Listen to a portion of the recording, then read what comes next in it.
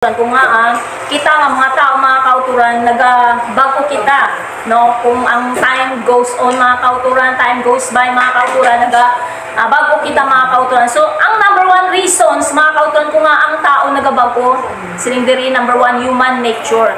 No? So, duna na sa ating mga kauturan, bilang isa katao, no? Silindiri, likas sa atin ang pagbabago araw-araw, no? May nagbabago sa ating pisikal na pangangatawan. So, obserbaran nyo, mga kauturan, sa hubin pa kita, mga kauturan, sa bata-bata pa ta, Sister Esther, di ba? May mga changes, no? Halin sa gamay ta, as na adult kita, mga kauturan, may mga pagbago sa atong mga itsura, no? Pag atong ini himo, mga kauturan, gina-maintain ta nga namin itsura ta, no?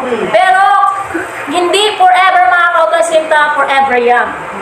May mga pagbago sa atong mga kauturan, kundi kung sa una, guwapo-guwapo si Brother Rolly, so kung sa himaya sa Diyos, guwapo-gyapon. So sa una, Sister Esther, guwapa, kag sexy, mga kauturan, sa kaluoy kag bugay, sa grasya sa Diyos, tanan kita, mga kauturan, no? Guwapa, wala dali law pa sa atong mga kauturan, praise God. Kag silindiri, may pagbabago sa ating pisikal na pangangatawan, no? So sa una, niwang-niwang, may ara kita Vital Statistics 24, 36, 36. Away ko sila yan. No? Wala ka sila. So, sa kita nag-asawa, mga kauturan, nagbago na. Ang 24, nahimo na 29, 30, 36, 36. No? So, may pagbago, mga kauturan, sa laki, sa hugis, at itsura, mga kauturan. No? So, sa una, gwapa taya, pero subong niya, gwapa gyapon, sa bugay sa Diyos, mga kauturan. So, sinili, habang tumatanda tayo, nagbabago ang parte ng ating mga internal at external organs. So, natukiban yung mga kauturan sa nag-edad na kita ya, nagasakit ang ating mga balikawan, no? Nagasakit ang ating mga, kumbaga, tagipuson, kung ano daya parte sa mga kauturan, internal organs, kundi na batyagan ta nga nagabago, mga kauturan, hindi naging kagaya sang dati nga, kung mapadalaganon ta mga 100 meters, mga kauturan, makadalagan ta, no? Dasi pa, mga kauturan, kung sa marathon, paintramon ta sa marathon, kaya. Pero subong sa nag-edad ta, mga kauturan, may mga silindiri, kung tinitignan natin sa microscope, ayon sa pag-aaral ng mga scientists, bawat segundo, no, every seconds, mga kauturan, may namamatay na cells sa atong mga lawas sa mga kauturan. Kag, kung may namatay man nga cells, mga kauturan, may ara man nagatubo nga bagto nga cells, mga kauturan. Kag, diri, mga kauturan, wala ba kita nagatingala, mga kauturan, kung mapilasan kita? Di ba? Nag-aayo ang atong mga pilas, mga kauturan. Kag wala pa ta napiyaran kung hindi ta maligo, mga kauturan.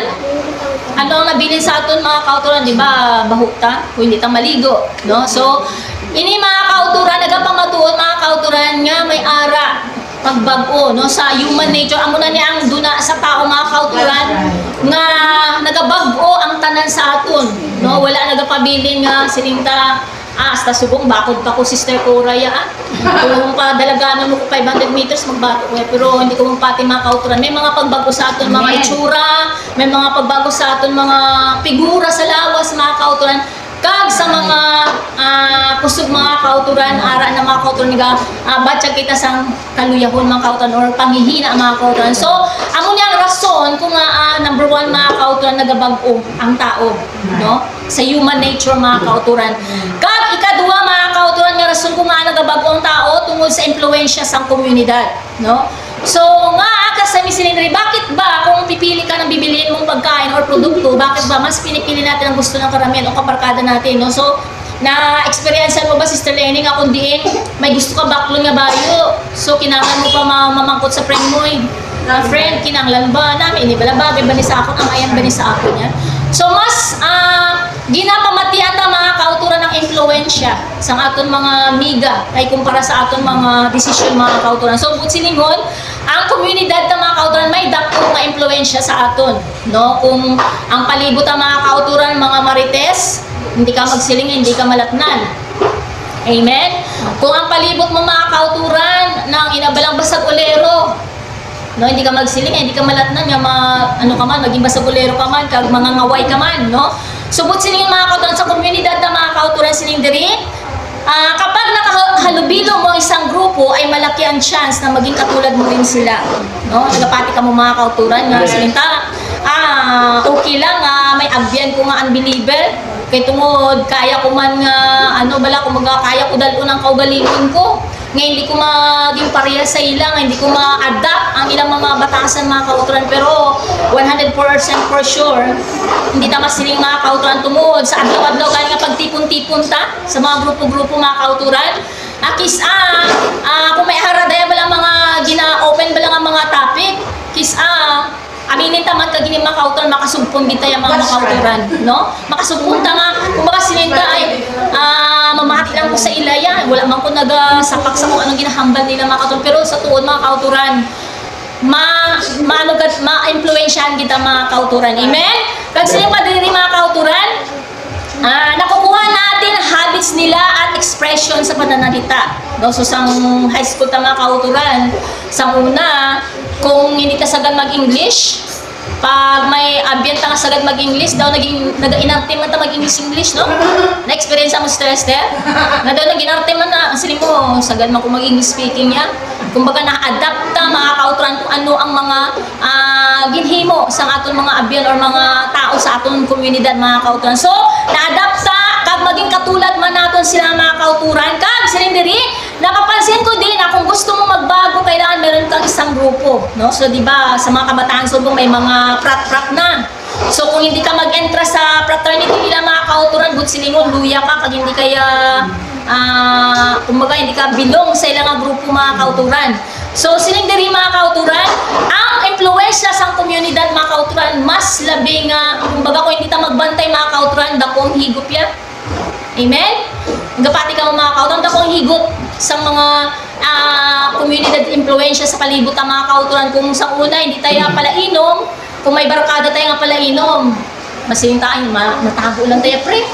Hindi mo na makita ni pastor Pero wala ta kabalo mga kauturan, may mas nakakita ang Ginoo, no? So kumbaga, may mga ginatago kita nga mga sala, mga kauturan nga sininta, hindi man makita ni pastor, hindi man makita si Sister Lenny, hindi man makita si Sister Esther, sige lang, okay lang. No? So kumbaga mga kauturan, naka-ugyon ta yan, nag-ugyon ta sa buluaton mga kauturan sa aton mga palibot mga kauturan. So amo lang rason kung nga ang tao mga kauturan gabag-o tungod sa influence sa komunidad. Kag number 3 mga kauturan, lessons learned mga kauturan. So, silindiri sa pagtanda natin, meron na tayong mga experiences ating natutunan, no? So, sa aton sa nag-edad-edad na kita mga kauturan, may mga experiences na kita na-encounter, no? Kumbaga, sa una, sa bata-bata tayo, hindi ta basta-basta magpili sa migo, kinanglan, may criteria, kinanglan, silinta, handsome, tall, dark, no? So, kag sa lalaki naman, hindi siya basta-basta magmiga kung hindi sexy, guwapa, puti, no? May mga criteria mga kauturan. Pero, sa kadugayon mga kauturan sa aton paglakaton bilang isa Kristohanon, may mga natunan kita sa mga naagian ta mga kauturan sa una. Kag subong mga kauturan, may mga na-learn ta nga lesson nga, example ni mga kauturan nga, kasami na, na-encounter ta, inabalang magsalig kita sa ato ni Sid Caparia. Tanan nga mga sikreto mo, ginsugid mo sa iya. Ang tanan nga mga baho mo, ginsugid mo sa iya. Kasi mo, ay hindi, Kristohanon ni. Masaligan niya, hindi niya mag-ano sa ako niya, mag-traidor. Pero doon na mga kauturan, as human, sinigani isang, tunanta, human nature, mga kauturan, kumbaga, hindi kita dapat magsaling mga kauturan sa mga pinaka-sikreto sa kabuhit ang mga kauturan. Kaya nga, ang yawa 24 hours mga kauturan nga sulsul sa aton. Bisan Kristohanon na tayo mga kauturan. Tagyapon niya, matukso mga kauturan nga, masugit ta. No, hasta mga kauturan, galapta, hasta nakalabot na to sa kundin nga lugar mga kauturan, no? So, may mga natunan kita mga kauturan nga dapat hindi kita magsalig sa tao, no? Lesson learned. May mga lesson kita na ang mga abyanta, silinta ang pinaka-best friend ta, nga kundi silinta, masaligan taya, ang mga abyanta nga, that time nga may kinanglanon ta, bulig sila sa aton mga kauturan. Wala din sila subong, no? Kumbaga, nakaagit na sa mga ital-ital mga problema, mga dalagong mga problema mga kauturan. Hindi na mga friend ka nga sininta. In times of troubles, ang friend mo ang magabulig sa mo. Pero sa aton mga kauturan, sino ang nagbulig sa aton? Di ba si Jesus Christ mga kauturan? Siya lang ang true friend naton mga kauturan, nga masaligan ta sa tanan-tanan nga bagay mga kauturan. Nga hindi siya wala siya lapses. Kumbaga walang kabiguan mga kauturan kung sa iya tayo magsugid sa aton mga mga sikreto kay nga perfectly gid nga sikreto nga hindi mabunyag mga kauturan, no? So kadami isang Dios mga kauturan sa kabuhitan mga kauturan, no? Katapusan mga kauturan ang rason kung nga nagabago ang tao tungod sa ginatawag kapaligiran, no? Kapaligiran mga kauturan, palibutan. So sinigdiri ang pagbabago natin ang nakasalalay din sa ating paligid, ang klima, init, lamig at kulay ng balat, no? So kung ano mga kauturan kainit sa tiyempo, so di ba init, subong, kung adlaw init, sa gabi tugnaw. So amo man ang aton mga kauturan bilang isa ka Kristohanon, gabay pa mga kauturan hindi isala sa lamig, sala sa init ang atong mga pag-alagad sa Ginoo mga kauturan. Dapat no sinigani kung ayara ka na sa level nga init, hindi na mabugnaw no, dapat tayo yun gid. Kung ara na ta sa level nga kumbaga gahara-hara na ta sa pag-alagad, bisan damo problema nagabot mga katitisuran mga kauturan. Syempre may damo gid na katisuran mga kauturan. Pero kung magtulog lang ta sa Ginoo mga kauturan, yung mga kasandaran, no, kay natural lang na ang ginabutang sa Dios nga masandad ta gamito ng atong mga kauturan, masintaay man nga permi ko simba-simba daya ang mga Pentecostal daw hindi man maayo ang kabuhi nila, no? So kumbaga tanan tayo mga kauturan makasalanan. Amen. So dumdumutan na ni isa sa aton sining kagabi na wala perfect diya. Tanan tayo nakasala, no? Sining sang pulo sa Ginoo, ang lahat ay nakasala at hindi nakaabot sa kalwalatian ng Dios. Kung may nasandaran ta, tulog sa Dios, no? Gagpangayo bulig sa Ginoo nga Lord. Buligi ko Ginoo nga makapadayon ko sa pag-alagad, bisan damo kasandaran sa palibot, sa pamilya ko, amen, no? Sa pamilya naman mga kauturan, Padasas family, the best. No, the best mga kauturan, kumbaga siling mo kundiin, siling mo madalaganan mo no, mga kauturan. So kumbaga ang Diyos lang yung mga kauturan ang sa bukos namon pangabuhi mga kauturan. Damo nga amoy kaya rason kung nga nagpamanila akong mga kauturan, no? Sa una kay tungod grabe kaya ang pag-underestimate sa amon, no?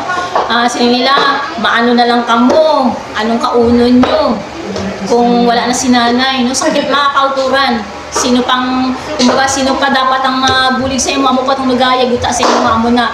So dalayaw sa Ginoo sa gyapon tungod life has many challenges mga kauturan. Ang kabuhitan damo sa mga challenges nga dapat hindi tayo kumbaga hindi tayo magluya, no? Kumbaga lang na saya na opportunity mga kauturan nga mas maging malapit pa kita sa Ginoo mga kauturan, no? Amen. So gabay pa mga kauturan nga tanan kita sining kagabi na naibaluan ko nga hindi kita perfect, tanan kita may mga pagbag-uman, no? Sa aton mga gawi, sa aton mga binatasan, may mga iya kita mga gawi mga kauturan, may mga iya kita mga binatasan, no? So salamat sa Dios mga kauturan nga sa gyapon ginbuligan kita sa Dios nga bisan sa amat-amat mga kauturan kung suplada taya tungod sa bulos ng Ginoo nadula ang pagkamaldita ta, no? Kung masyado tang ng bungangera, salamat sa Diyos tungod sa Espiritu sa Diyos mga kauturan na buwin-buwinan na pagkabungangera ta, no? Sa una mga kauturan grabe madumduman ko pa makabati lang ko sa Diyos tayo nga sugod agad, amen. Pero subong sa lasin ko salamat sa Diyos mga kauturan bisan may nabatian ko nga sakit nga siling ko bahala ka na Lord, ginatugyan mo na lang tanan sa imo, amen. Tungod siling ko kung sapakon mo na saya kag suguron mo mahuyaan lang ta kag mahuyaan pag gintang pinakaano ka ng Ginoo, mahuyaan ang pangalan sa Dios. So ang tanan mga kauturan itugyan ta sa Dios kag salamat sa Ginoo nga sa gyapon ang pulong niya nagpa-remind sa aton sini kagabi na mga kauturan nga siling ko gani, no, di ba? Ang tanan sa aton din naghandom ta nga pakamayon sa Dios. Naghandom ta nga magmaayong pangabuhi ta. So gabay pa nga kung pakamayon ta sa Ginoo no, tanan ka gudi. Amat-amat na ginabless sa Dios. So gabay pa maano ta ni ano, maadapt ta ni nga dapat hindi kita magbapo. Amen. So kung ano ang batasan ta sa una, maluluyon, mabuligon, may natagon, dapat kung gin-triple, gin-doble sa Diyos ang blessings na tinatag sa ato. May natago na tayo, di tayo dalok ha. Dapat yan kung maging dalok mga kauturan. So sinesa po sa Diyos, better to give than to receive. No, kung naghahatag ng mga kauturan, ginabalik sa Diyos, sa ato nag-doble pa ang mga pagpakamayan mga kauturan. So salamat sa Ginoo. Sining kagabi ng mga kauturan, aton ampuan sa gihapon, Sister Jeline. No, okay naman to siya, no? Ang iyang bata, no? Kaso si Mara, makuli na sila. No, so, ipadakod ako, anay. Sa dasun si Mara, takot sa. Oh, amen. So, takogit na bulik mga kauturan, no? Ang mga pag-ampo. Mga prayer ng mga kauturan. So, tanan kita, na-experiencean sa mga kauturan doon sa Diyos, no?